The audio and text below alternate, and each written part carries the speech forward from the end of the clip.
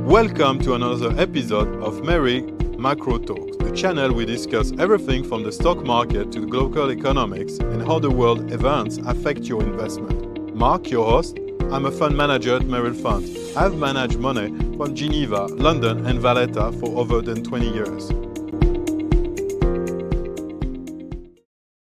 Welcome back to this part 2. We will accompany you in this new part. Please join us now.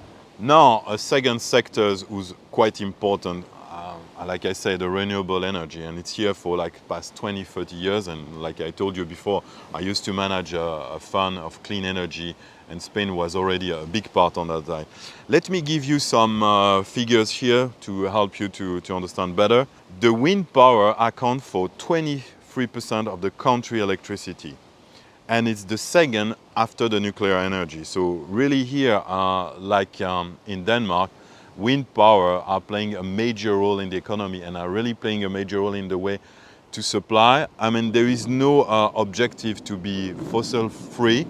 If you remember, Denmark had this objective by 2050 to be a fossil free.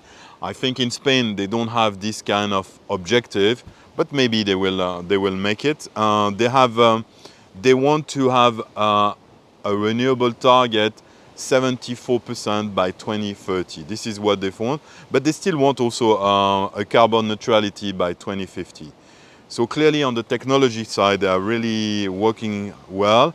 They have also a close contact on the international side, very good collaboration. So clearly here I want to go like spending 2 minutes with the company here. We got Iberdrola. It's one of the largest energy company in Spain and a global leader in renewables.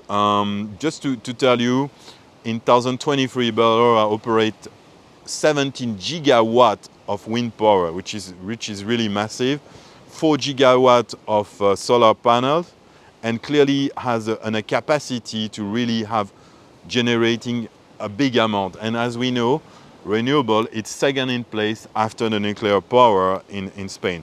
You have also another major player in the renewable, which is Acciona, also a major player on the renewables, and the capacity to generate more than 10 gigabytes of renewable energy, 7 gigabytes of wind power, 3 gigabytes of solar panels. So clearly here they are operating wind farm, generating quite a lot of energy. Now we just finished with a classical one, which is Repsol, also active but more in the oil, but also in the transitions to renewables. I mean, if you like motorbike, of course you can see Repsol, especially on the GP.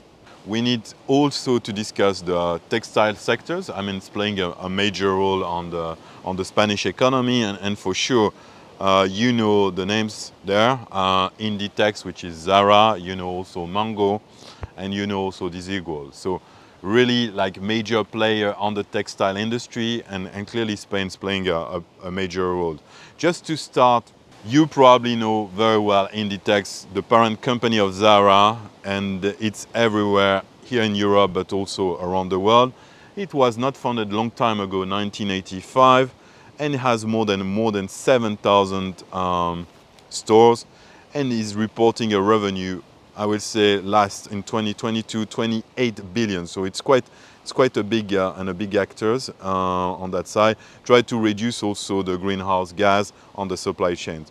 So the second in line here on the textile industry, it's Mango, also well known. This well established, 1984, so 1 year older, younger than the Inditex, and also operating 2,000 stores around 110 countries. So clearly also report, but it's a smaller player because the revenue was 2.4 if we compare to Inditex, which was 28. Now I will finish with the third one. The third one is also quite well known, Desigual. Funny enough, it was founded also in 1984, like Mango. It's operating around 500 stores, so it's like really smaller than Zara and smaller than Mango, but it's still generating a revenue which is not a billions, but millions, 600 millions. But it's a prominent name on the street. So clearly, as you can see, the Spanish economy has also a very strong branding on the textile. and I think it's playing also an important role in the economy.